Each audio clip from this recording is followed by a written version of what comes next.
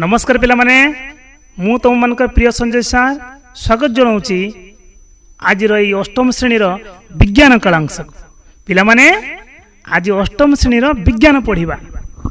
अष्टम श्रेणी विज्ञान बहिर तृतीय अध्याय synthetic fibres and plastics. Synthetic fibres and plastics संश्लेषित तंतु और प्लास्टिक्स। अच्छा पिला माने फाइबर्स तंतु तंतु कौन? अच्छा देख पिला माने मु गोटे शर्ट पिंधि तमे भी गोटे शर्ट पिंधि समस्ते गोटे गोटे गोटे विभिन्न प्रकार शर्ट पिंधि पिंध कि नहीं? अच्छा मु जो चित्र देखौची ए चित्र रे जो झियो पिलाटी से गोटे चिक चिक चिक चिक करथवार गोटे ड्रेस पिंधि ये गोटे सूता सार्ट पिंधि ये गोटे उलेन सार्ट पिंधि उल उल रे तैयारी पोशाक। ये एक स्विमिंग सूट संतरण पहरिवार जो पोशाक सी गोटे पहरिवार पोशाक पिंधि कि नहीं? अच्छा पिला माने प्रकृत रे कौन हुए ना प्रत्येक पोशाक रे प्रत्येक प्रकार पोशाक विभिन्न प्रकार छोट छोट सूता सूतारे तैयारी होता है। जमती कि आम जो पोशाक पिंधि एथरे सरु सरु सूता अच्छी यही सरु सूता को आम तंतु बोली कहवा। कौन कहवा पिला माने? तंतु फाइबर्स बोली कहवा। बुझीगला पिला माने? अच्छा आउ गोटे मु उदाहरण दूची। यह देख गोटे कागजर पट्टी विभिन्न बहुत गुड़ा कागज पट्टी अच्छी। अच्छा पिला माने ए कागज पट्टी को नहीं कि आम गोटे मशीना कागजर बड़ मशीना तैयारी करि परिबा कि नहीं? पारिबा। तेबे कागज पट्टी रु मशीना तैयारी करि परथुबा छोट छोट सूतारू विभिन्न प्रकार सूतारू विभिन्न प्रकार कपड़ा तैयारी होतबो एवं कपड़ा रु वस्त्र तैयारी हो परथुबो होई परछ कि नहीं? ए जो सरु तार सरु सूता सरु कागज ए समस्त एकक एगुड़ा को फाइबर्स बा तंतु बोली कहा जाए। अच्छा पिला माने आज कौन पढ़िबा ना संश्लेषित तंतु प्लास्टिक्स रो पॉलीमर और संश्लेषित तंतु विषय पढ़िबा। पॉलीमर एंड सिंथेटिक फाइबर्स कपा झट उल टसर रेशम सिल्क इत्यादि प्राकृतिक तंतु। यह कहीं प्राकृतिक तंतु ना यही तंतु उद्भिद और प्राणी मानक ठारू मिली थाए किंतु किछि तंतु रासायनिक प्रक्रिया विज्ञानगार रे प्रस्तुत करा जाई थाए। यही तंतु को कृत्रिम तंतु बोली कहा जाए। आजिकाली जो बहुल मात्रा रे पॉलीथिन रो व्यवहार मध्य एक प्रकार कृत्रिम तंतु रही।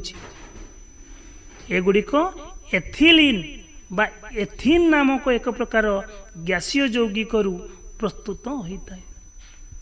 उच्च तापमात्रा अत्यधिक चाप प्रयोग द्वारा एक यौगिकर अनेक गुड़िए अणु एकत्र युक्त होई गोटे बृहत अणुरे परिणत हो पारती। यही प्रकार बृहत अणुगुड़िक गोटे गोटे एकक बा यूनिट बोली कहा जाए। केतेक रासायनिक प्रक्रिया द्वारा यही एकक गुड़िक एकत्र संयोजित बा संश्लेषित होई आहुरी बृहत्तर एकक सृष्टि करती जार नाम पॉलीएथिलीन बा पॉलीथिन। आउ थे कहूँ पिला माने अणुगुड़िक बृहत अणुगुड़िक गोटे गोटे एकक को कहा जाए एवं प्रत्येक रासायनिक प्रक्रिया द्वारा केतेक रासायनिक प्रक्रिया द्वारा यही एकक गुड़िक एकत्र संयोजित होई बा संश्लेषित होई आहुरी बृहत एकक सृष्टि करती जार नाम पॉलीएथिलीन बा पॉलीथिन। यहाँ एक प्रकार पॉलीमर और प्लास्टिक श्रेणी अंतर्गत। यही पॉलीमर लंबा शिकुड़ी आकृतिर होता है। एथिरे एकक गुड़िक गोटे हारे थिबा माली परी सज्जित होइथांती। व्यवहार करा जाइथिबा पॉलिस्टर, पॉलिस्टर कौन? Poly ester, poly Easter.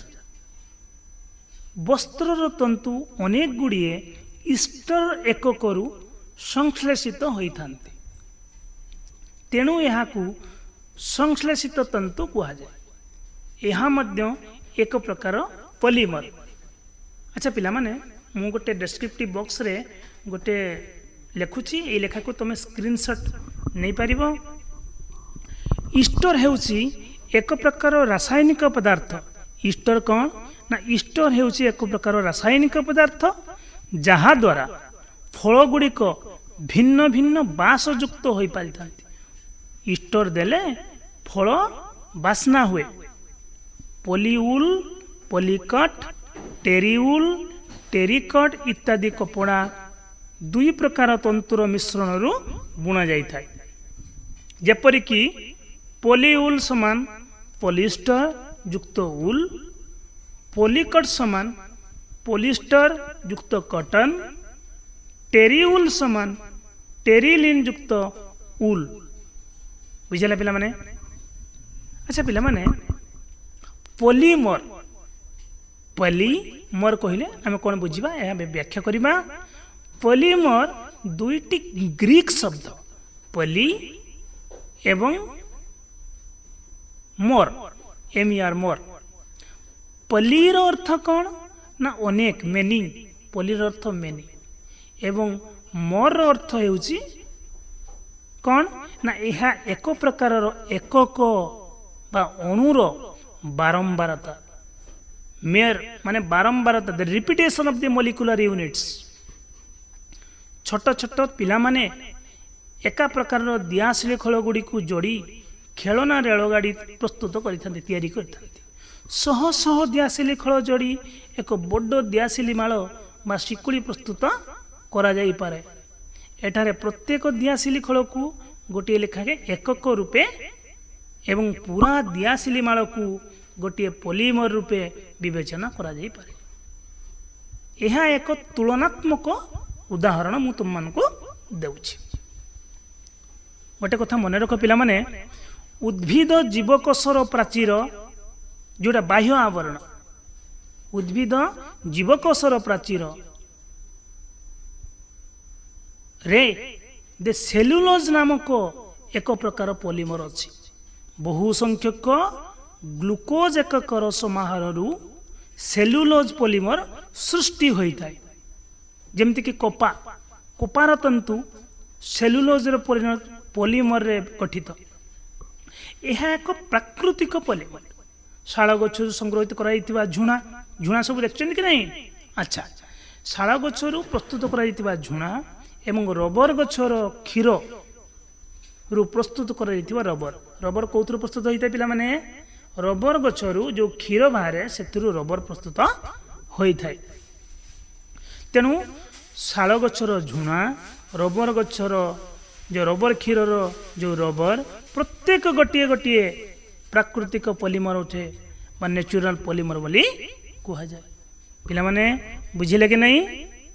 अच्छा, आज जहाँ पढ़ीच मु से भितरु किछि प्रश्न तुम मानक मु डिस्क्रिप्शन बॉक्स रे देबी। से प्रश्न आमे सब एबे उत्तर कहिबा। तापरे पिला माने आज कौन आमे शिखिले ताहा टिके एबे आलोचना करिबा। शिक्षणीय तथ्य। प्रथम बिंदु, कपा सूता, शिमिली तुला, झट, नड़िया कता, रेशम और पशम आदि तंतु प्राकृतिक तंतु।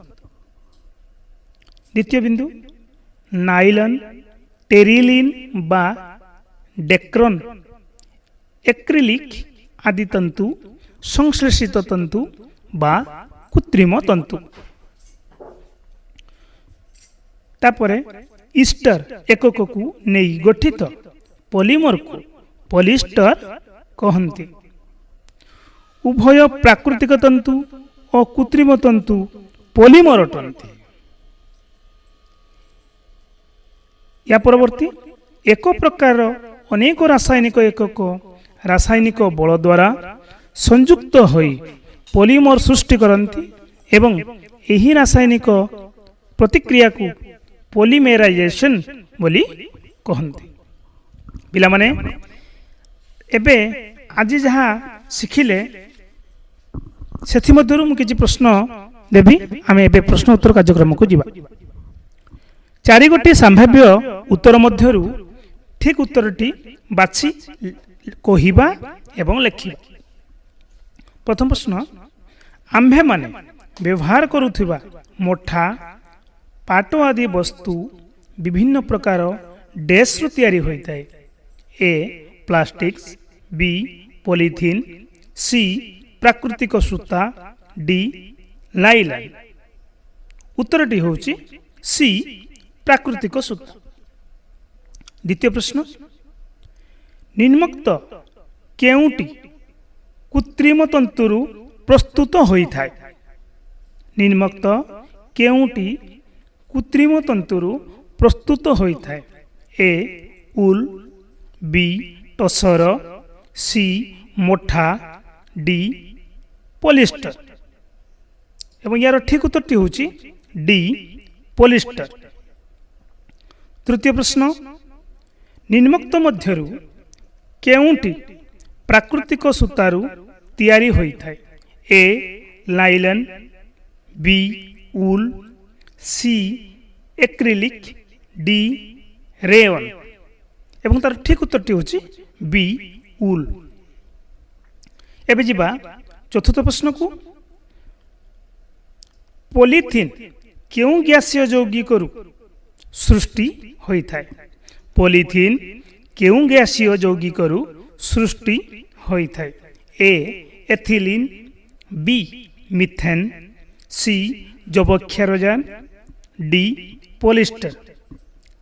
यार ठीक उत्तरटी होची ए एथिलीन। एबे जिबा पंचम प्रश्न को डैश एक पॉलीमर और प्लास्टिक श्रेणी अंतर्गत। डैश एक पॉलीमर एवं प्लास्टिक श्रेणी अंतर्गत। ए उल, बी पॉलीएथिलीन, सी सिल्क, डी टसर। यार ठीक उत्तरटी होची बी पॉलीएथिलीन।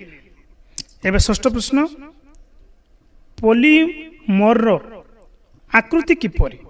पॉलीमर आकृति किपरि। ए आयताकार, बी गोलाकार, सी लंबा शिकुड़ी आकृति, डी त्रिभुजाकार। एवं यार ठीक उत्तरटी होची सी लंबा शिकुड़ी आकृति। सप्तम प्रश्न डैश अनेक गुड़िए ईस्टर एककरु संश्लेषित होई निर्मित होइथाय। डैश अनेक गुड़िए ईस्टर एककरु संश्लेषित होई निर्मित होइथाय। ए पॉलीथीन, बी रेयन, सी एक्रिलिक, डी पॉलिस्टर। एवं यार ठीक उत्तरटी होची डी पॉलिस्टर। एबे जिबा अष्टम प्रश्न को। अष्टम प्रश्न केउ रासायनिक पदार्थ जगु फल गुड़िक भिन्न भिन्न बासयुक्त होइथांती। प्रश्नटी आउथरे मु पढ़ी रखुची केउ रासायनिक पदार्थ जगु फल गुड़िक भिन्न भिन्न बासयुक्त होइथांती। ए एथिन, बी महु, सी ईस्टर, डी अम्ल। एवं यार ठीक उत्तरटी होची सी ईस्टर। नवम प्रश्न पॉलिस्टर युक्त उल। पॉलिस्टर युक्त उल समान डैश। ए पॉलीउल, बी रेयन, सी एक्रिलिक, डी सिल्क। यार ठीक उत्तरटी होची पॉलीउल। 10 नंबर प्रश्न पॉलिस्टर समान डैश युक्त ईस्टर। पॉलिस्टर समान डैश युक्त ईस्टर। ए पॉलीथीन, बी पॉलीमर, सी पॉली, डी पॉलिस्टीरीन। यार ठीक उत्तरटी होची पोली। ठीक अच्छे, बहुत सुंदर पिला माने आज प्रश्न उत्तर। आज कालांश को ये विराम दबा, समस्त को धन्यवाद दई आज कालांश को ये रखुछु।